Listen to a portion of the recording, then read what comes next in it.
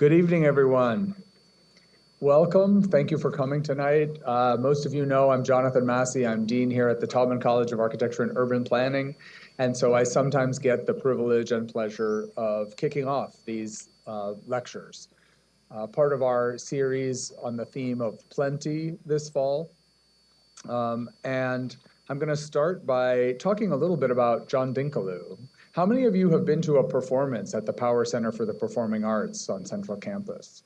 Okay, several, but mostly not. This is the view from the place between the Power Center and the Rackham building, the Rackham Graduate School building, where I catch the bus most mornings on my way here, and where I get off the bus at the end of the day. And this is the view this morning of the main facade of the Power Center for the Performing Arts. It's one of the major performance venues on our campus alongside Hill Auditorium. And it's one of the projects, I think it's the only project on our campus credited to the firm of Kevin Roche, John Dinkeloo, and Associates.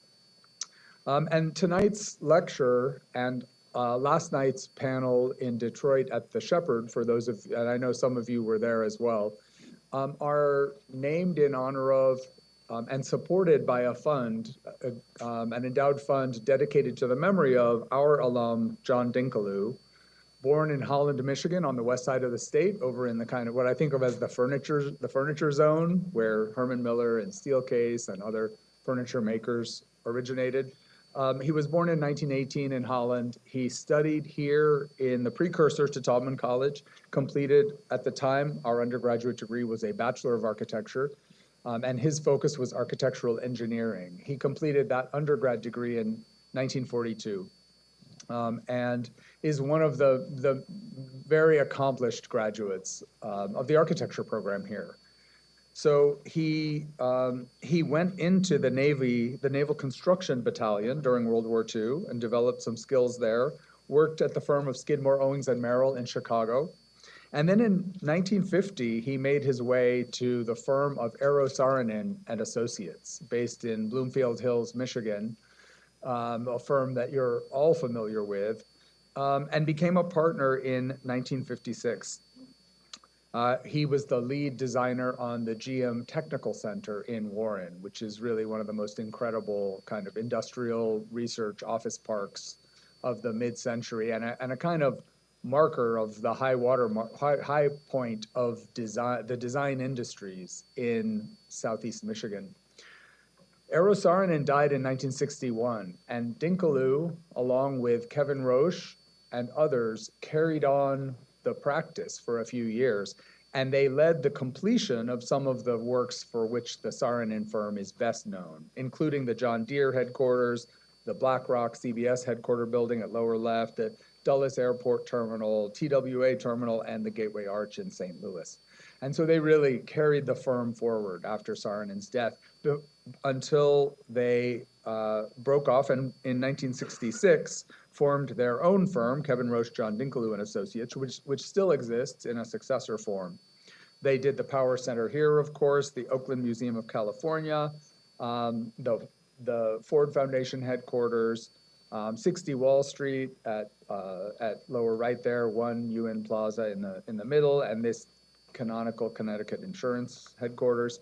And what I love especially about their work are the atria, these giant interior enclosures.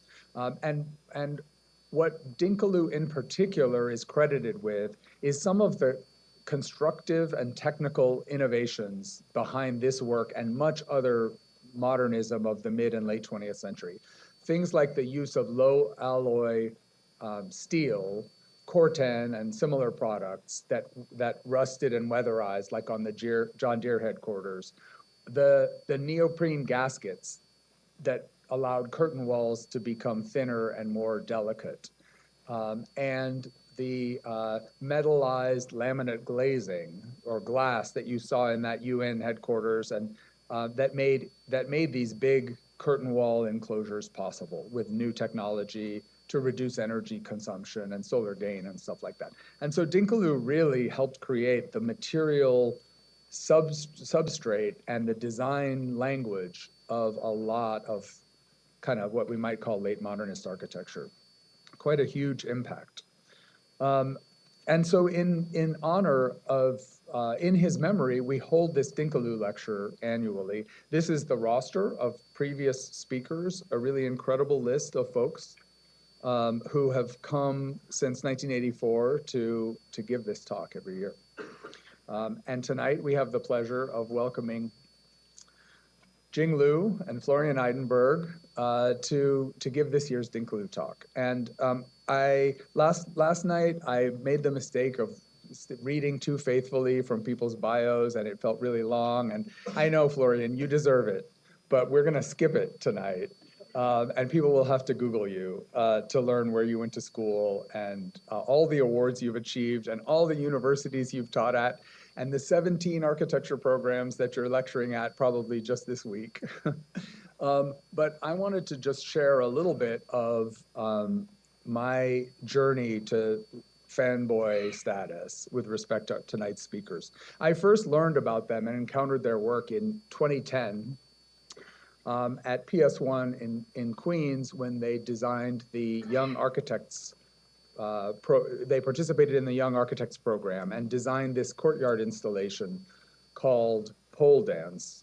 And it was very beautiful and a lot of fun and very interactive. The thing that really blew me away about this project, it had a kind of fun, cheeky sense of humor, but what I really loved about it is that it created, with physical materials, a kind of metaphor or an analog to parametric design, in the way that the weight and force of the balls bouncing around on this stretchy tensile structure and these spring-mounted poles created a dynamic system that flexed and morphed in much the way that digital designers were using through parametric tools. And so it was a kind of playful exercise in a kind of parametric architecture using more traditional materialities, but also very untraditional materialities.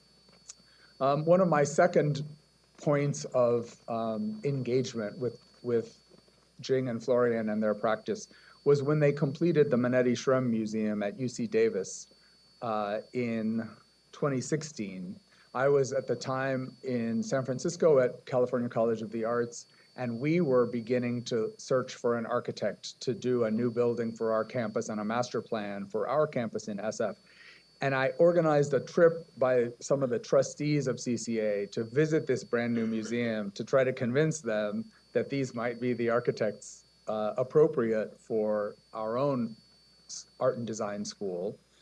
In the end, Jeannie Gang, Studio Gang won the commission and did a great building. But this was quite a marker for me of the firm's ability to use relatively economical, sometimes in some ways very simple devices to create maximum experiential impact with something like this canopy, which when you look from the air, in addition to kind of shading in very particular ways, picks up the plow lines and the kind of rows of the vineyards and the agricultural fields of the surrounding area.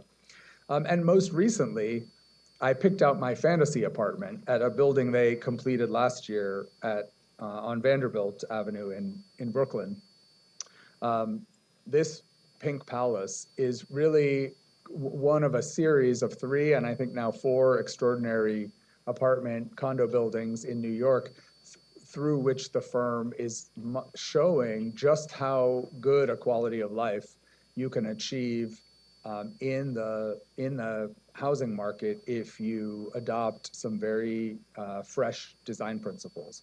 And I was very impressed that my dream apartment was only $3 million, because on the same weekend, I went to some other open houses and saw $7 and $8 million condos that were nowhere near as nice as these units at 177 Vanderbilt. So I'm a big fan, and whenever I travel, I try to inspect their work and find its flaws. So I found little spots of rust at the Kukya Gallery in Seoul.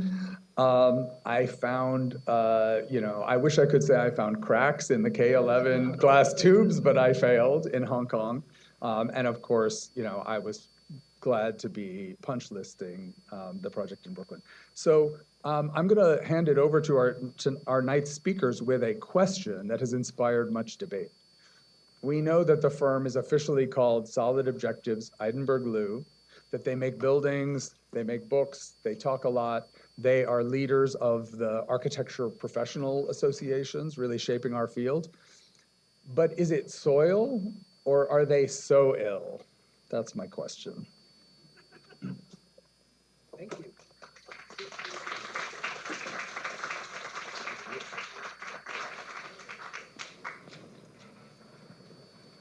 You want to start by answering that question? No, we answer it later. No, the best name actually should be able to be read in many languages. And as we know from the Mongolians, they really like to play word games where they can see one word and be able to kind of apply multiple meanings to it. And that's a great achievement in the Mongolian culture. So we adopted that. You can say soil or so ill, depends on your how you feel at the end of the lecture. It's up to you. Okay, so tonight's lecture's name is Once Again with More Feelings, and that is borrowing from our dear friend Mohammed Sharif, who wrote a piece in the recent log, which is the Cynthia Davison Annie Corp publication. The recent log's title or the theme is about new brutalism.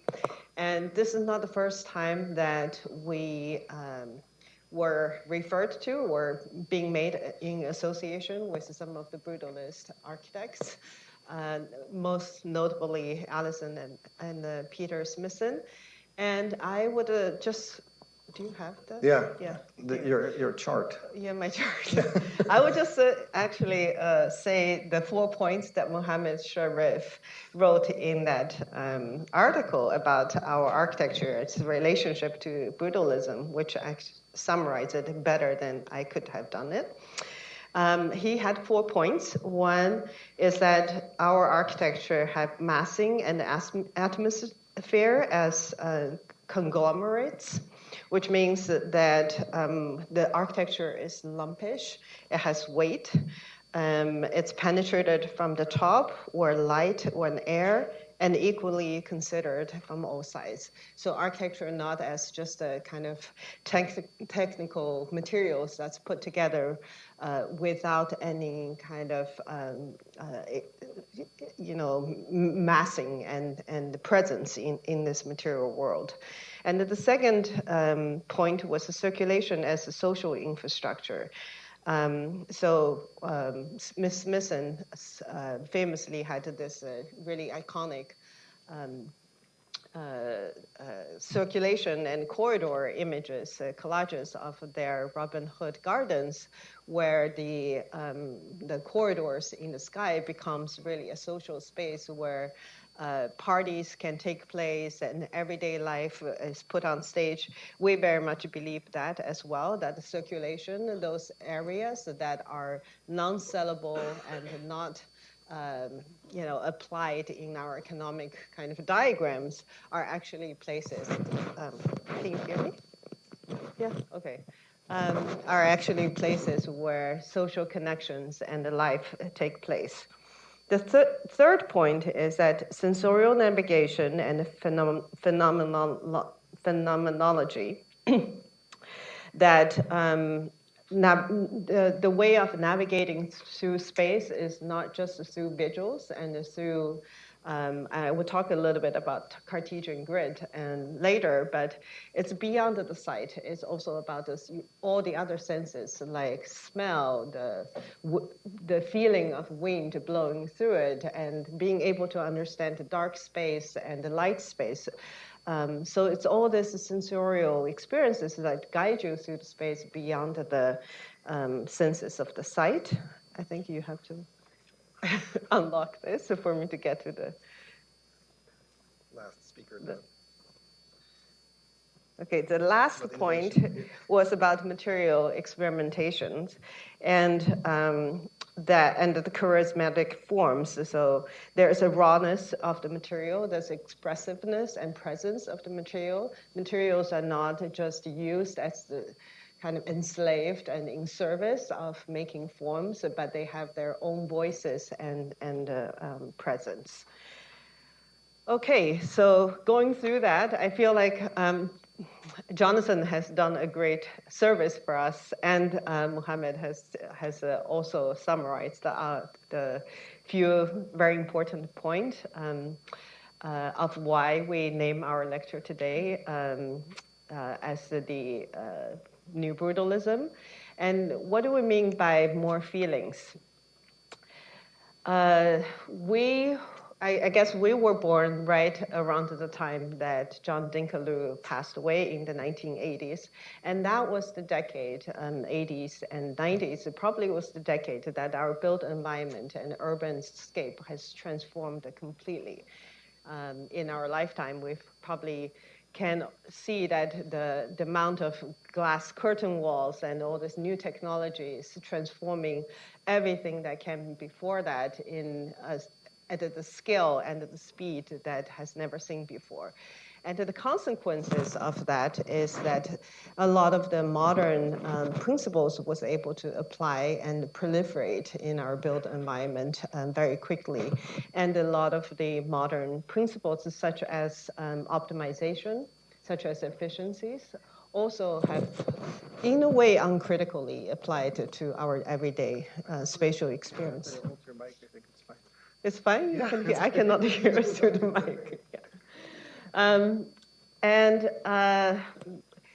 Because of that, I think what we felt is very much, and we're not the first architect to criticize that and observe that somehow the optimization and efficiency, this relentless drive towards it, really diminished the human experiences that a lot of the earlier architecture was able to kind of really offer us.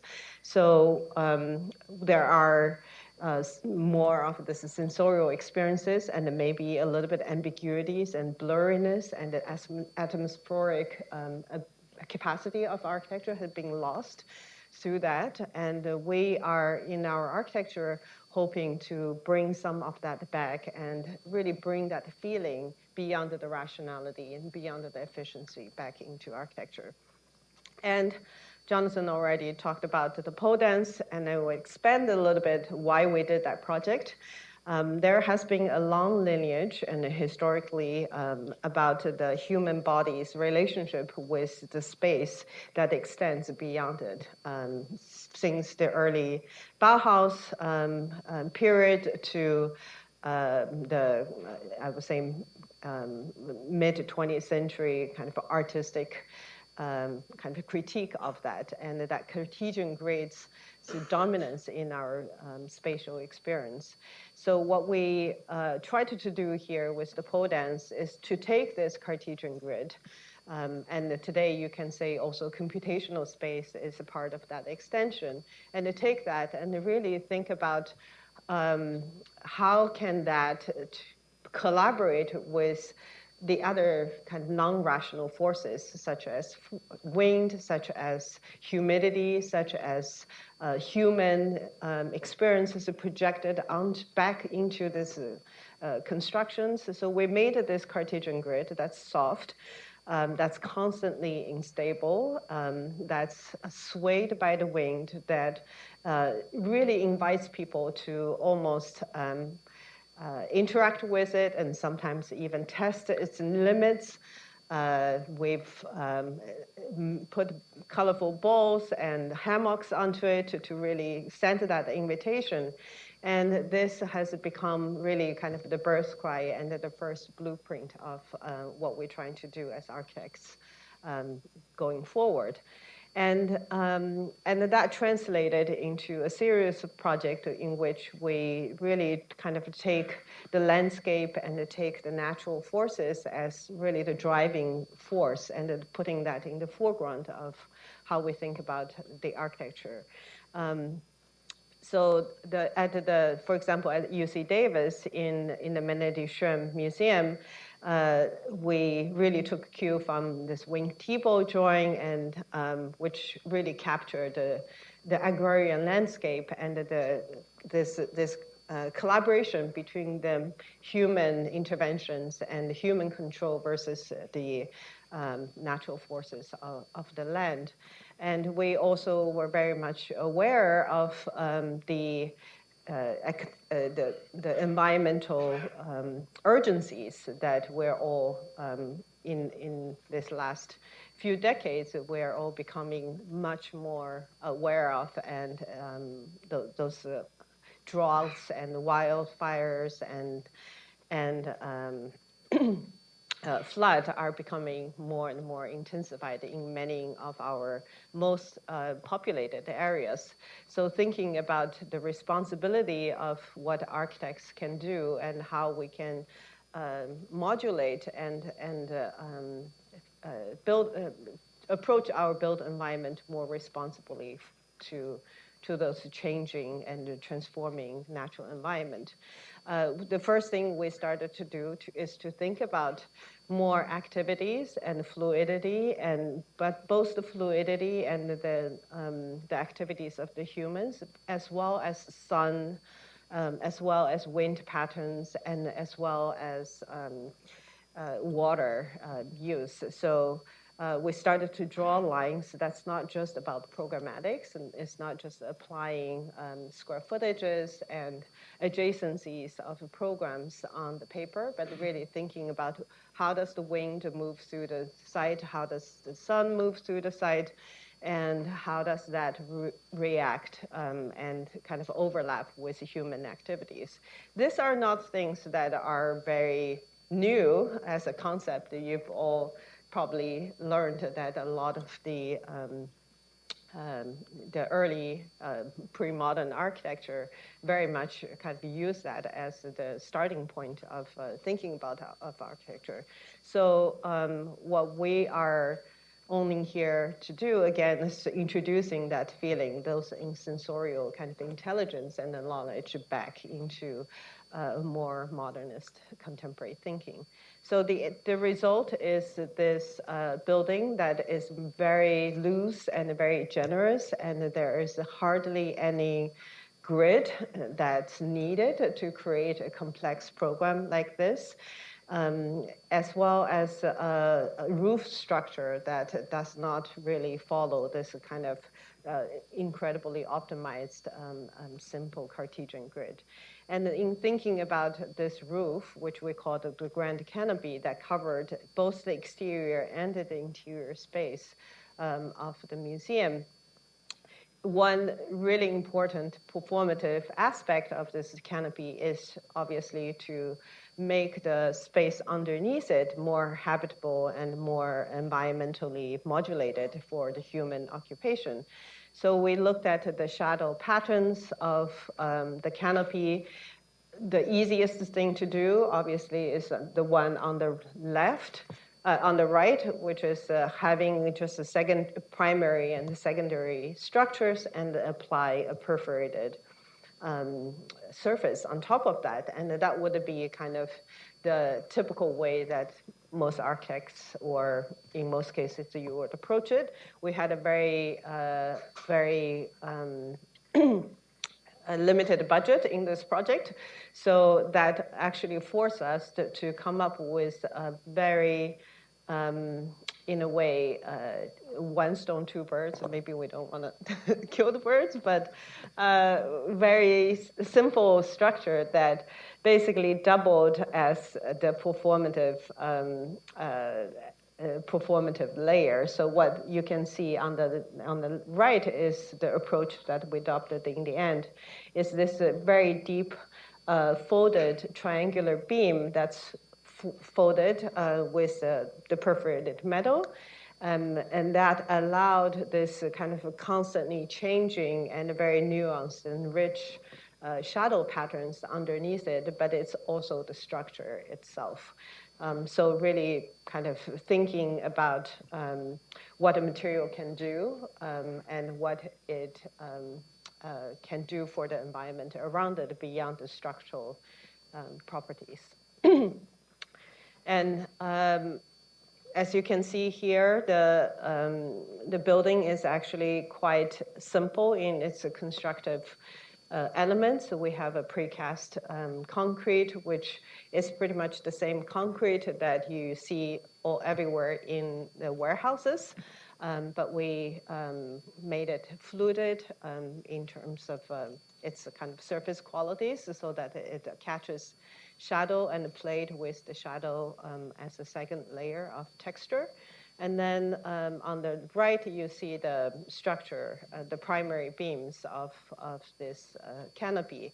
And you might notice that there are a few pieces here that are double curved, which are incredibly difficult to achieve as a beam. So, here you can see the pictures of all this individually shaped and different lengths of perforated metal triangular beam being fabricated. So we used, I don't know if we have the parametric pictures in here, but we basically used the parametric design software to be able to understand the sequence and the different geometries for each beams, but also understood the kind of the double curvature of each of the primary beam. And in the end, it's a really complex structure geometrically, but the installation sequence was very simplified through this parametric thinking. So this building is sitting at the edge of the campus and really kind of reaching out to the rest of the campus to invite the students in through this grand gesture of the canopy. And throughout the day, the shadow patterns changes all the time and its orientations, and there's never a static moment underneath it. And because this canopy was not really part of the program, and this is something that we insisted to kind of bring in order for that front court for the site to really be useful, it has become a really popular forecourt for the entire campus.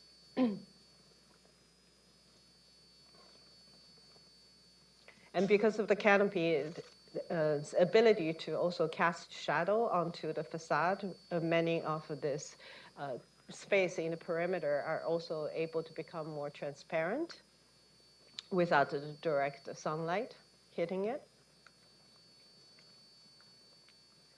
And then that project, I would say that really kind of evolved and also brought us more opportunities to do more work on campus. And this second project, in a way, is a kind of evolution from there. And it's on the campus of Williams College. And you can see here a painting that really talked about the kind of a very traditional campus architecture, having this typology that's very collegial, but it has really not so much relationship with the landscape around it. And in the center of this picture, you see the Lawrence Hall, which is the original library of this campus, which later was turned into the museum. And Charles Moore did a renovation and extension of that. And in the Charles Moore edition, you can see kind of his reference to both use of the columns as well as his reference to the vernacular architecture around it.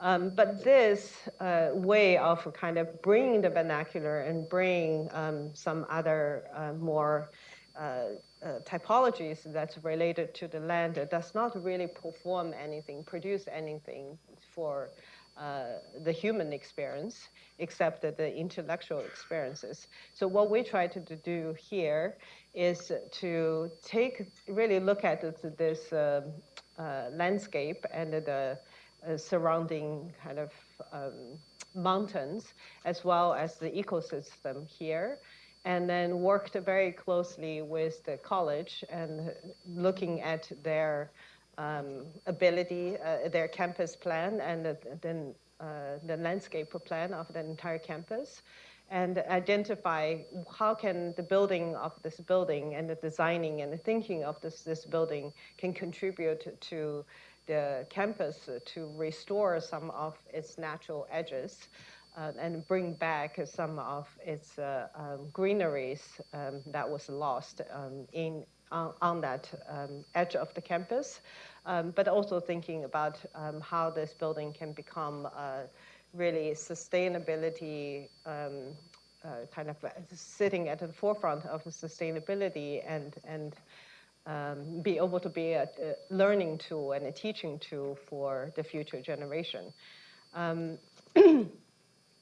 So here we took a cue from some of this really kind of northeast barn and farmhouse typologies, which is very efficient and also often have this, gabled roof that's very expressive and very recognizable from afar, as well as thinking about the different seasons and how people connected to the outside, and a lot of activities take place outside despite the harsh weathers sometimes during the fall and during the winter.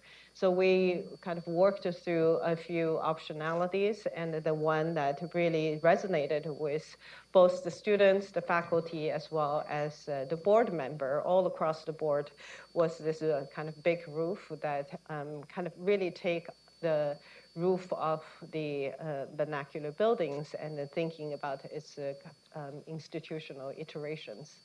The building consists of 3 parts. One part is the gallery in the back with a courtyard in the middle, learning center and the object study centers around here, and the auditorium and the cafe here. And rather than making all the programs connected to each other, we created really this kind of cross open space that allowed a lot of fluidity and a view out, as well as the ability for the students to have a lot of break space, even if they're not here to look at the exhibitions. We also are very much keen on looking closely at what is actually needed in order for the kind of ambition and what is required of the building, rather than just kind of making all the programmatic elements added up together, and also building kind of the biggest, the most flexible programs, but really thinking about kind of how we give enough differences and varieties and options within the building so that many activities and many programs and many usage can happen at the same time. So this is some of the visuals of that building. As you can see, one of the defining feature here is that we adopted mass timber as the primary structure, which also is visible in most of the galleries and the public space. A lot of daylight is used as a kind of way to light the artwork and the space, as well as always offering a view to the exterior, even when you're in the middle of the interior.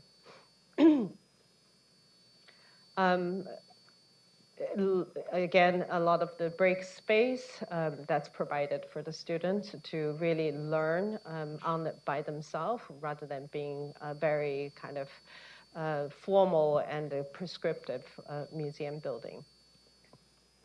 And on the edges of the building, we have also, because of this big roof and its kind of extension and the overhang into the surrounding areas, we're able to have this porch all around the entire building, allowing that connectivity between the inside and the outside.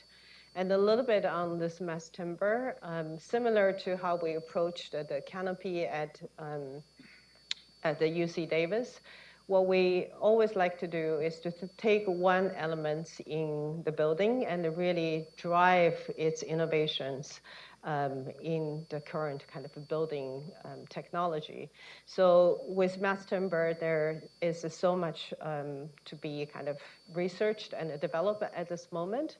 We're working with a few good engineers to think about what is the largest form of the CLT that we can introduce in this large span spaces, and what kind of species that we choose to produce this CLTs to give the amount of stiffness and the softness that's appropriate for this particular building.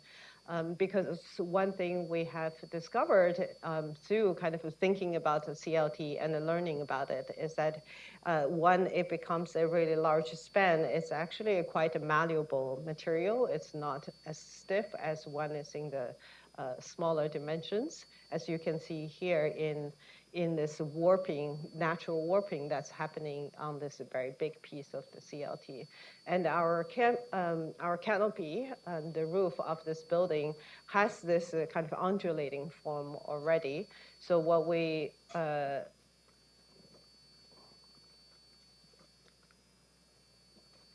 you do it? Yeah. There it goes. Yeah, so what we try to experiment in this project is really understand and measure and get precise about the natural behaviors of some of these CLT panels, and use that natural kind of deformation to create the underside of this roof. So although the top of the roof is a shape that's made for rain and snow and all the kind of exterior environment, the underside of the roof kind of follows the same ups and downs and recreate that experience on the inside of the building. So that's why you see in some of these galleries and the large public spaces that the roof also moves up and down and in that soft way, mimicking and in a way echoing the expressiveness of the roof above. Do you want to take it? Oh, really now? Yeah. I have to turn myself on. All right, yeah, good. I will also put this a little bit lower. So I wanted to speak about a few other elements. One is the relationship to the environment and sort of the notion of air. This was an installation we did for the Chicago Architecture Biennale, where we worked with 4 wind instruments. They were performing a piece, and basically we made 4 outfits for these 4 wind instruments: a flute, a saxophone, a trombone, and a soprano. And the shape was exactly the form of the space they needed to perform their space. And the cover of their costumes was made out of air cleaning material, so the material that sits in HVAC filters. And so for these musicians that were wind instruments, to perform their piece, they were actually cleaning the air. It was called l'air pour l'air, so the idea that through performing the air, they actually, through performing the music, they cleaned the air. We did it in a greenhouse in Chicago. And so it speaks to how we should think about the environment, not just as something to be afraid of, but also something where we can sort of actively filter, mitigate, and make that sort of boundary between inside and outside really tangible and really part of the architectural experience and expression. And sort of in a different scale, for a temporary installation we did in Milan, we looked at what is sort of the most elemental way of living with the environment and living within sort of our contemporary condition, which, you know, thinks about pollution, about dirt, etc. And so this is a home, a mobile home that actually is made out of a stack of prefabricated steel structures that is then covered as sort of in a jacket with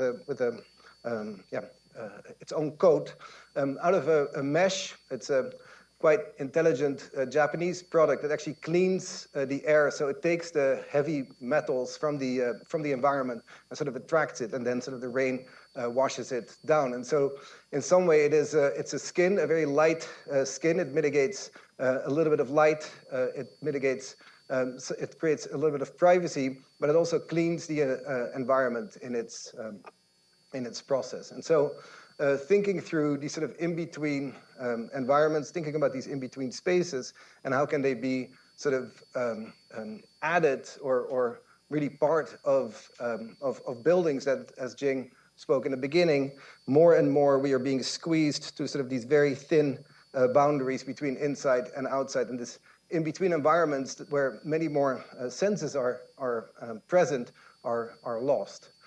And so similar to PS1, often we work on these temporary installations to experiment with things and to think through approaches that then we try to introduce in sort of larger and more permanent type of structures.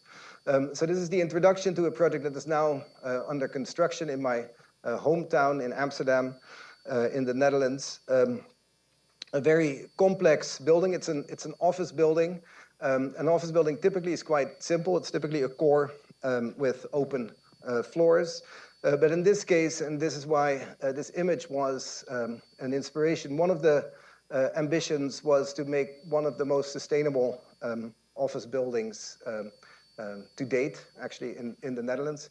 The other, why you see here Hercules and Atlas sort of together keeping up this very beautiful earth, is that the site is incredibly complex. We are building over an existing parking garage, and it is basically, it needs a lot of balancing. It's a sort of a complex balancing act. So I'll explain this project. So I don't know if people know Amsterdam, but Amsterdam, of course, is organized around its canals in the center. But currently, the sort of the city is flipping in a way.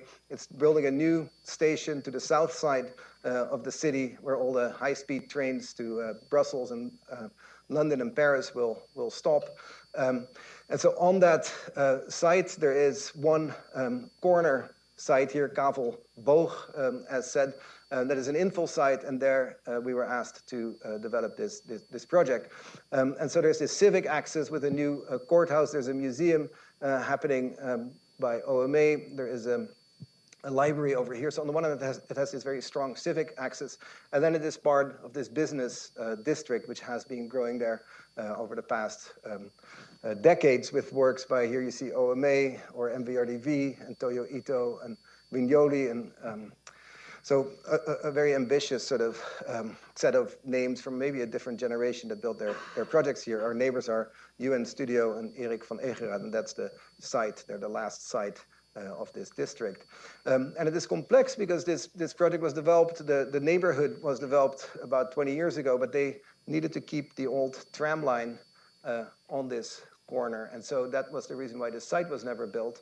But they did build a parking garage partially under the site. And so when we were asked to develop a scheme for the entirety of the site, pretty much half of the site couldn't be built on, or had to be spanned, or had to be incredibly light. One of the ways to achieve sort of this sustainability goals is to work with the existing foundation of the parking garage. And the parking garage had to stay in operation while we were building on top of it. And so the building needed to be very light. At the same time, it needed to have a certain square footage. And it needed to have this very strong sort of urban presence. There is a series of daylight requirements in the Netherlands that don't allow too deep of office slabs. Basically, you can't work if there's not daylight within in feet about 20 feet. And so it creates these smaller volumes. And so through studies, we generated the overall massing of the building. And then we had to create this very complex structure to support the transition from a parking grid, which is obviously a sort of concrete parking garage grid with a certain spacing, to this wooden structure, because this is a mass timber, 14-story mass timber building that needed to be light, and that was why wood became a really real option, and also to achieve sort of these ambitious goals. And I'll talk about this in a little bit. And so the building has this sort of very robust, super high plinth. 8 meters with a public program that will be on the ground floor, and then the timber office structure above. Currently under construction, almost done by the end of the year. And you see this transition. So these are columns that need to transition from that one grid to the more dense wooden grid above. It's quite hard to do big spans with wood, especially within a 14-story building. So the columns really get really pretty thick. Here you see some of the images of that lower level public area where we're working with the local library to program it. Interestingly enough, also in the Netherlands, 25% of the ground floor is bike parking. So this needs to be on the ground floor. You come in, you park your bike, there's showers here, and then you go to work. No additional parking needed. We were, of course, on the parking garage already below. But it's interesting to think through, what are the priorities and how do you organize your world and your life with if sometimes the more sustainable goals really become sort of drivers of the design. So here, some of those spaces. And then we it's triple glazing because we need very efficient energy performance. There's also photovoltaic, so PV panels integrated in the facade. But we wanted to create this in-between space that we were showing before, so creating this sort of climate that is not necessarily on the interior, but creates literally this space sort of in between. And so what we did is we thought through what if one of the layers of the glass of this triple glazing sort of peels loose from the building and creates this sort of in-between climate, its own climate, which is not climatized mechanically, but is naturally ventilated and heated throughout the sun in different conditions, summer and winter. And so here you see this idea of the curtain wall element where one of the pieces of glass suddenly starts to delaminate and creates this in-between space that is sort of an additional space. It's like an extra space that then can be used.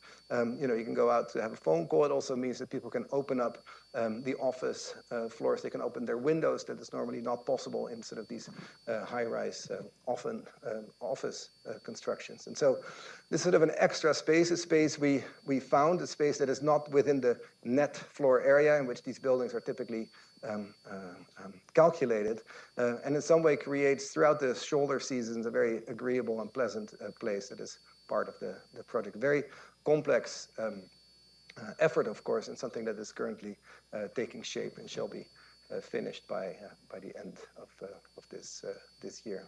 And for us, a first in this typology, and I think it's interesting. We are interested in sort of trying these different approaches in these different types of realities and sort of market realities and building construction realities. So it's exciting to see this coming along. And so this is the image that Jing mentioned. You can also jump in again if you want at some point. Yeah, it's okay. So from the Smithsons, so we'll end with some of the housing projects that Jonathan already alluded to. Streets in the Sky, the idea of sort of the social as part of the residential. And this came when I think both of us, when Jing and I moved to the US and sort of figured out sort of how, what does it mean to live in some of these more dense cities as New York, and the experience that happens between sort of the street and the home. And really thinking through that the house itself as a unit and as an entity, once it is placed within sort of the market realities of today, a lot of the say in-between space has been squeezed out and has made incredibly efficient, but not part of the experience anymore. And you can think very differently about homes, and you can think very differently about the house, and sort of exploring how the edge of these buildings become sort of places for social interaction, for transaction, for traffic circulation. And this is, again, it's not a new idea. This happened over centuries here in the Netherlands. Michiel Brinkman at the Justus van Effe complex, and then sort of redone by the structuralists, including the Smithsons. And some of those projects, they've sort of received a very bad reputation, such as Robin Hood Gardens, but often it is not because of the way the building was designed, but more in which the building was taken care of or cared for, and for the people that were in those buildings, was cared for them. And during COVID, we saw how buildings can be either super like act sort of to imprison you or can liberate you, and thinking about these edges of our buildings as a place to reconnect to the context. And so we started to work on housing through affordable housing project in Mexico, León. So this is Infonavit, which is a program by the government in Mexico to actually allow people at the sort of bottom of the economic ladder to own their own home. And it produced a system of repetition really far on the outskirts of cities, where everybody lives in this single box sort of connected to the ground, which maybe seems to be sort of a dream for some people to come true, to have their own home. But because it is very far from the city centers, because it's very peripheral, it's very hard for the cities themselves to bring security, to bring trash pickup, to bring schools, education, etc. And so many of these projects failed. And so we were asked by the city of León to come in and think through a typology that acts at the same, sort of within the same economic realities, but within the city center. And so the challenge was to build denser within this ever expanding city. León is one of the fastest growing cities in Mexico. It's actually a city where a lot of the jobs that were in Detroit moved to. This is the car manufacturing city. So a lot of people, and attracting a lot of migratory workers who end up working in these factories that are now the assembly plants of Ford and other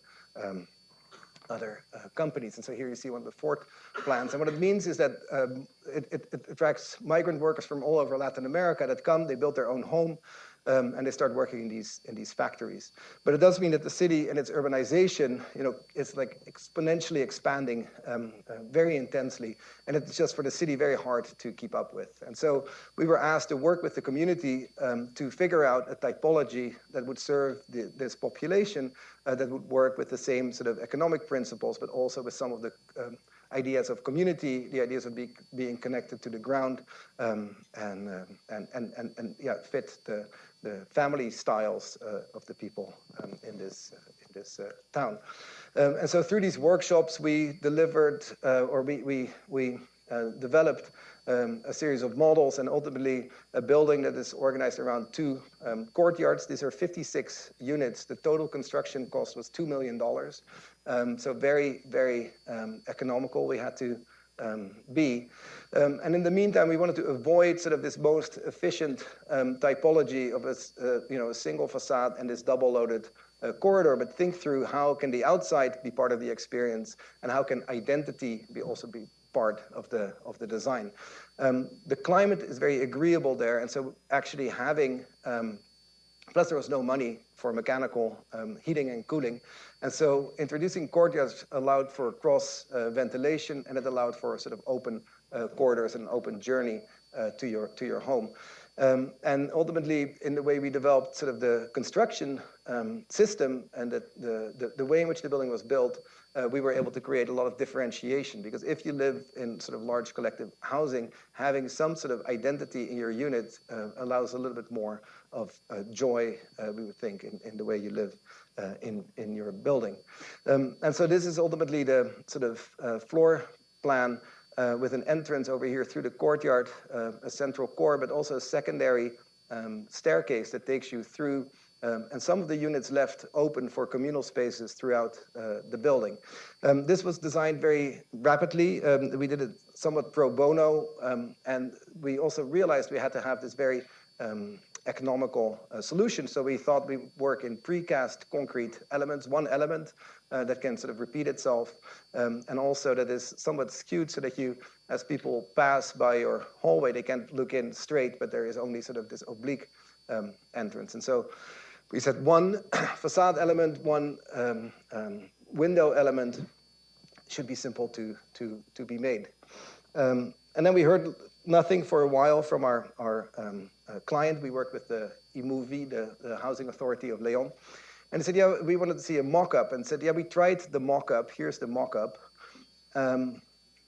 Sorry, they said. This is the best precast we can do, but we're really good at this. What do you think of this? This is also, something that we would really like for you to consider. And we said, oh, we really wanted to do this concrete thing. It's, we thought about it, and so they did another mock-up, and they said, yeah, sorry. And then we realized very quickly that in order to install one of those panels here, there was only one plant 6 hours away that could do it. There would be one company which owned the plant. They also owned the truck, and they also owned the crane. And in some way, what it meant was if we would install this with this company, the entire construction budget would go to this one entity, 6 hours away from the site. And they said, for the same money, we can have 30 people work for 30 days. And so why don't we work with the local community to build this building?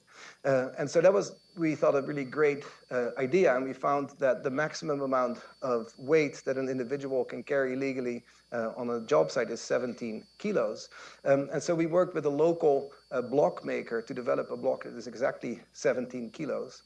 And then we worked with, because you saw the sinuous form of the plan, we developed one sort of hinge block. So there's two types of block: a standard block that is straight, that creates sort of the panel, and then a hinge to allow for the window to go in. And this produced also a very simple construction methodology, because we didn't need any drawings anymore. We only need to say, well, there's the edge of slab, 60 centimeters in, you draw a line, you start making a wall, and once you hit the line, you introduce a hinge, and you start again. And so in that way, we didn't need a lot of drawings. We didn't have to be on site so much. It was more like a simple geometric game played along this curvilinear facade. And suddenly the hand of the laborer, the worker, was part of the project itself, and it became actually a much more humane and maybe organic organization. There was very little repetition. The deeper edges allowed for shading, and so that was the way in which we were able to achieve this project at a very ambitious budget. And so here you see this opened actually during COVID, so we went a few times recently. We were able to go back.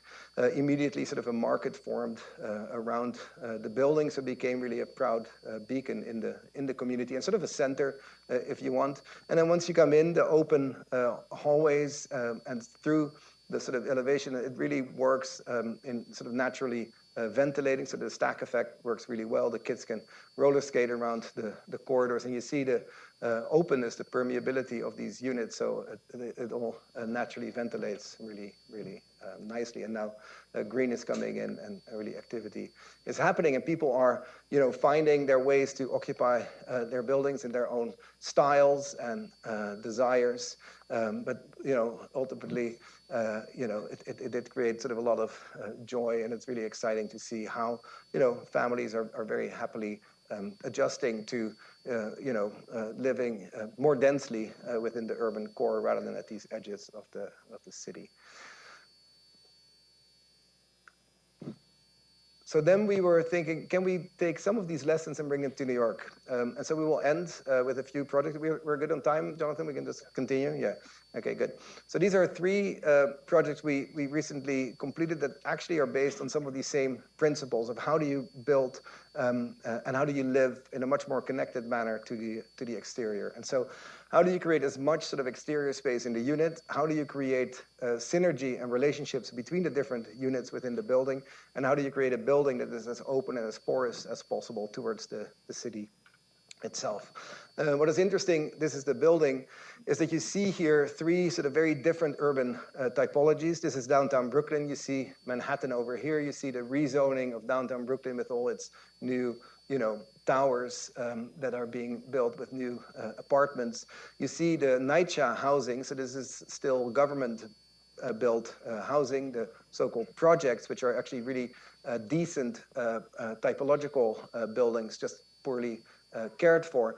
And then there are the brownstone blocks, which are basically the sort of closed blocks with the inner donut, as it's called, the gardens that are in relationship to the backyards of the brownstones. And in some way, this building takes sort of cues of all of these different ideas of towers in the park, as well as sort of the brownstone with its staircase and its stoop that relates to the street.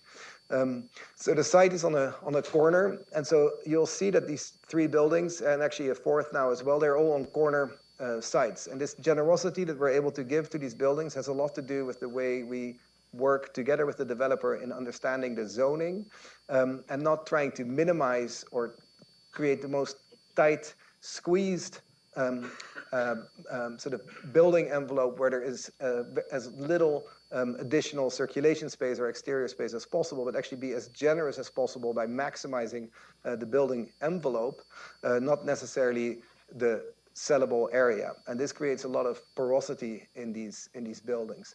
And so rather than one building, it's actually three freestanding buildings that create a quite strong presence on the corner. This is 18 units, sort of commercial ground floor with collective spaces, then 3 floors of 5 units, and then 3 units on the top. And what you see is the sort of openness and porosity that is created by the fact that many of the rooms are actually more exterior balconies. There are stacks that are porous and that are really generous exterior rooms that the inhabitants can use as a real additional room. And so here you see the 3 separate freestanding towers. And then in the middle, you start to see what otherwise would be a double-loaded corridor, what would be an interior enclosed corridor, is actually this open sort of courtyard space where the circulation happens to the units. Everything you see in blue is sort of exterior space that is not part of the sellable area, but it is sort of built in addition and adds sort of value to the experience. And it's also the place where sort of the social interactions can happen between the shared collective gardens and the balconies that are part of the home. And so here you see one of these sort of stoop type areas, which are places in front of your home, which really act as a porch, if you want, where you can leave your things. And they sort of add to this expanded experience of living. So you come in and you're not in a lobby with a doorman, but you actually are in a courtyard and a stair that guides you up, really stimulating sort of the idea of moving up through the building by walking rather than the elevator in this very double high, sort of quite dramatic space. So if you look up, you see these different walkways. They're enclosed in this mesh so that people don't fall down. It's good when you go home, and it's also it gives a sense of safety, and obviously it's necessary for building code as well, but it creates a much more exciting way to actually come to your home, and it also allows you to see the others that live in your building on different floors, so a very strong sort of social tissue is being created. And thinking through that movement and the spaces you encounter, some of the shared public spaces, gardens, throughout the building, and these balconies that are really rooms that are part of the units themselves. You can enter from both sides, but really quite generous. And so you see how sort of personal life starts to occupy the shared spaces, and because of that, you really start to sort of recognize who are you living within your environment. And so this was one of 3 on a similar scale. We recently completed a second one, which is sort of the same idea, but in a very different site. I'll just go back. This is downtown Brooklyn. You see the Brooklyn Bridge, the Manhattan Bridge. You see sort of how urban renewal completely sort of destroyed some of the traditional fabric that was there. So this is Chapel Street. This is the chapel that is still there. This whole block was completely gone, and only these 2 townhouses were left while a lot of big development was happening around it. So again, a corner site, very tight, 40 feet by 100 feet right here at the corner.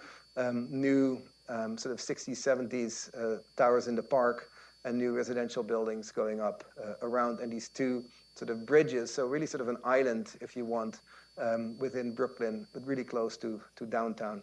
And again, we looked at sort of what can we build from a bulk point of view. And what we didn't want to do is to create a building that sort of is the expression of the envelope.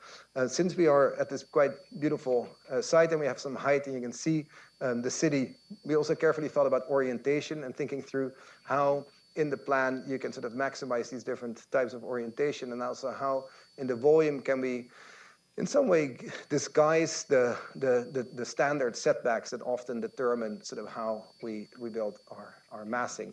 And so here you see The building, all the circulation here is organized around the perimeter, so actually through balconies and sort of a walkway at the from the back. And we lifted the building slightly, so it seems to sort of almost float, if you want, along the street.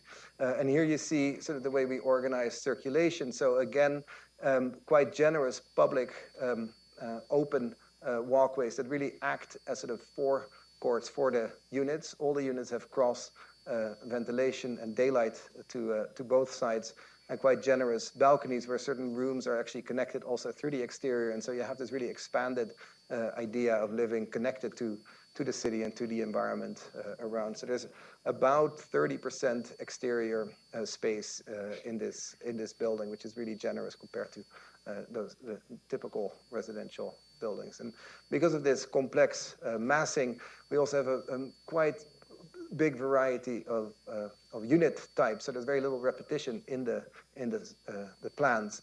Obviously, this creates an incredible amount of work for us and an incredible amount of work for the builder, but it also creates a much richer experience, on the inside, and it actually attracts a much more diverse group of people than, for instance, the building next door, where every single floor plan is the same, right? And so you could say, well, is it efficient? It's not really efficient, but it does create a much more exciting and sort of diverse and rich community in this space in Brooklyn. Material-wise, working both with the heavy and the light, so a sort of an inner facade out of a similar block as what we used in Mexico in that housing project, and then a very light porous anodized aluminum that creates sort of this in-between spaces and acts as a veil around this core. And now the pink building, your favorite building, Jonathan, just for you. A very strong corner. This image is pretty amazing because this is like what Brooklyn used to be. There used to be also a train up here. This used to be a station. There was a gas station on the corner. So this is the site back in the days, and it is certainly a neighborhood that is now gaining popularity, and people are moving in. And so the site itself on this corner, a very strong and robust corner, Myrtle as a commercial street with public amenities on the ground floor, and then the entrance sort of on the side, which you can see here as an entrance.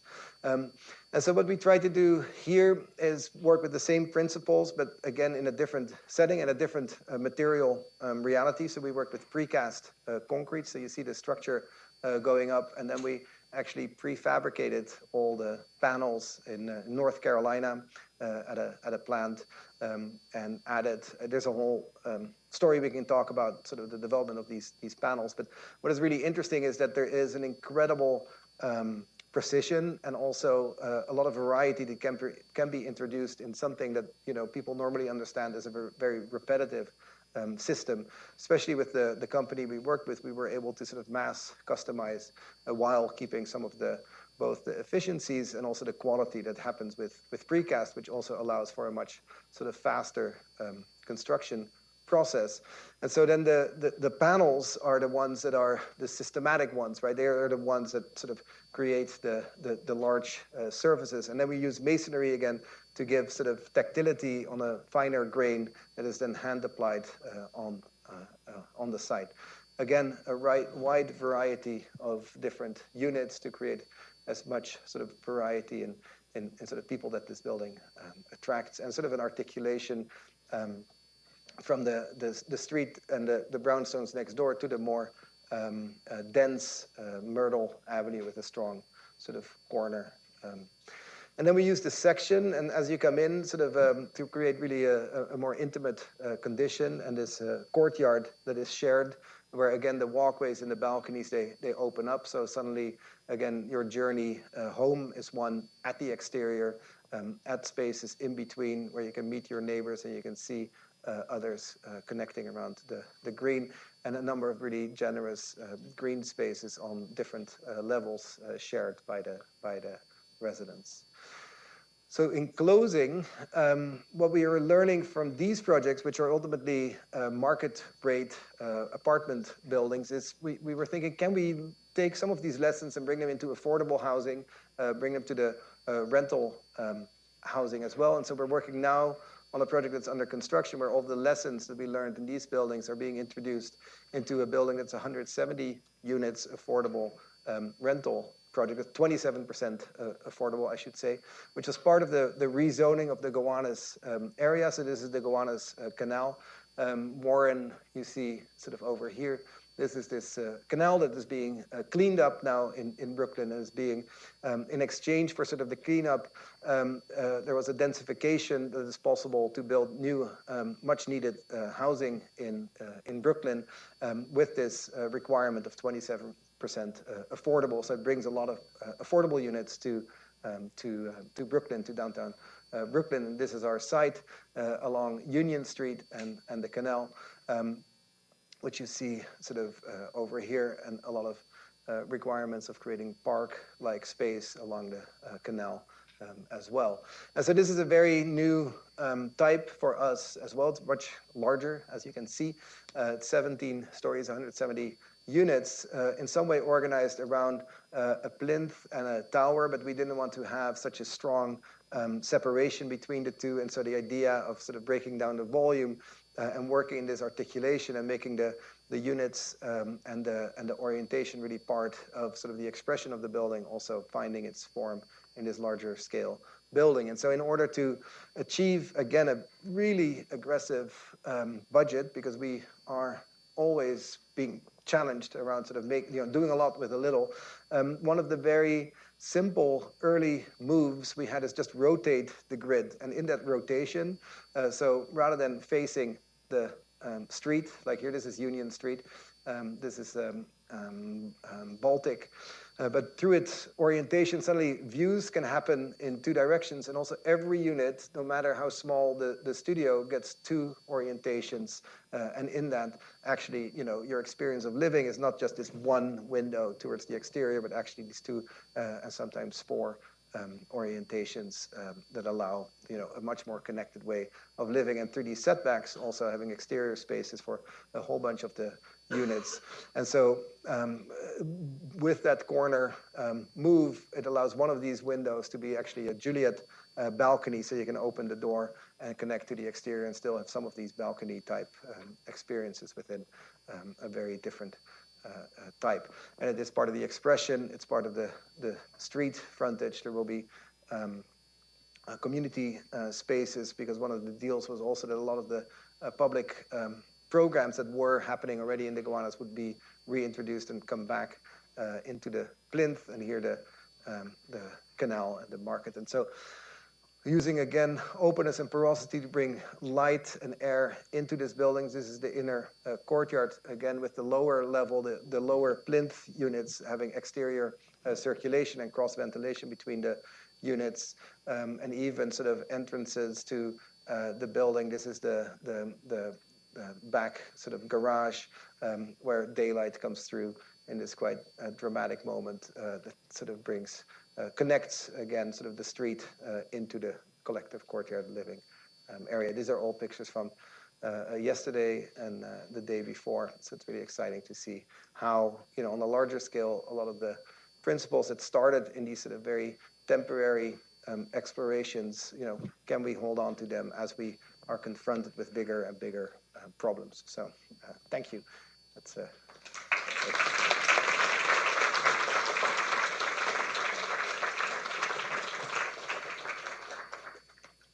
What questions do you all have for our participants? Ooh. I was wondering how you guys think about the conditions that are created in these niches where there might be multiple units kind of looking into the same sort of interior corner. If the privacy concerns between units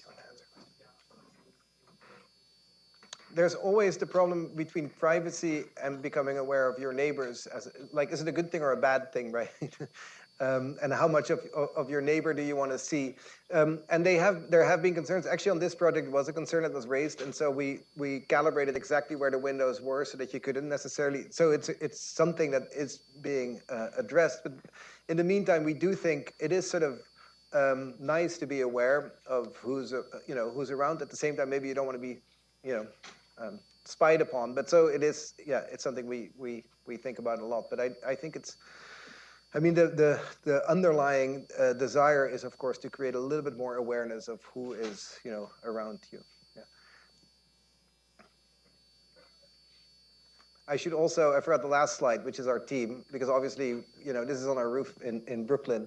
And so we have always around 15 to 20 people in the office from many different places in the world. And I think the way we try to work is also, you know, include a lot of yeah, different opinions and voices and ideas. So all of this work is not Jing and me, but it is our entire team. No more questions? I have questions. Okay, go for it. So, first of all, tell us more about the pink, because we always want to hear more about the pink, first of all. Second of all, I'm really curious. You touched upon this in our interview. Yeah, so Jing can answer your questions now because she's here. Yeah. You touched upon this in our interview today, right? But I also really want to hear more about it because I feel like it's really interesting having this conversation, right? Like, you're talking about like how this isn't necessarily the maximum sellable area, right? But it is very, in a lot of ways, welcoming and warm to actually live in. How do you actually convince developers as architects to want to do this, right? Okay, the first question about pink. I think as architects, we often, especially architects of our generation, we often think that using color is dishonest, right? Somehow the color always becomes kind of the foreground of materials. We actually, I mean, if you look at the early modernist buildings, they actually use the color as a material to really, because there's emotion attached to colors, and we should not shy away. We think, you know, a lot of our earlier buildings we do not explore that, but with our first Brooklyn building, we really liked the idea that against the nitride building that has this very strong, you know, brick materiality, to really play with that and think about the green as a shade against that and play with this kind of combination. And then that just resonated with everyone, and we just kept on playing with it, and then became pink, and then the last one is going to be a little bit bluish, so now it's So you and me, maybe you were off.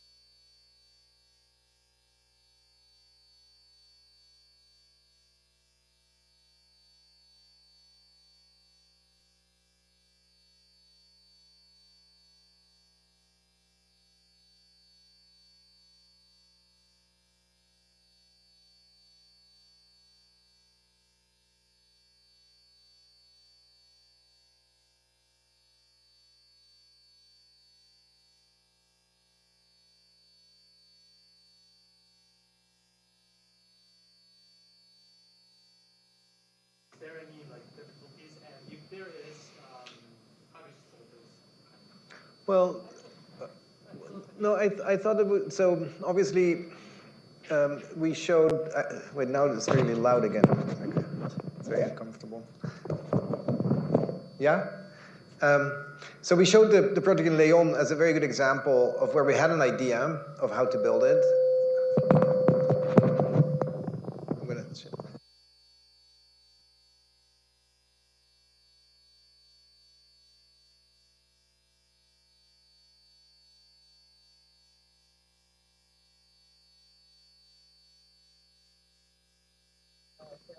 Some of the traits, some of the elements of our project. But we, like I was talking about, us thinking